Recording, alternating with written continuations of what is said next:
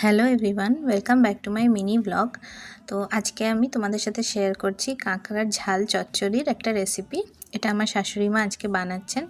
তো ফার্স্টেই কালো জিরে, কাঁচা লঙ্কা ফোড়ন দিয়ে আলু ভাজার মতন আলুগুলো সরু সরু করে কেটে তার মধ্যে একটু কাঁকড়াগুলোকে দিয়ে ভালো করে ভেজে নিতে হবে।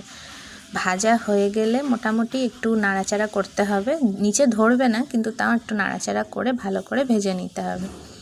তারপর মা এখানে কিছু পেঁয়াজ কুচিয়ে সেগুলোকে কাঁকড়ার আলুর মধ্যে দিয়ে আবার একটু হালকা হাতে নাড়াচাড়া করতে হবে।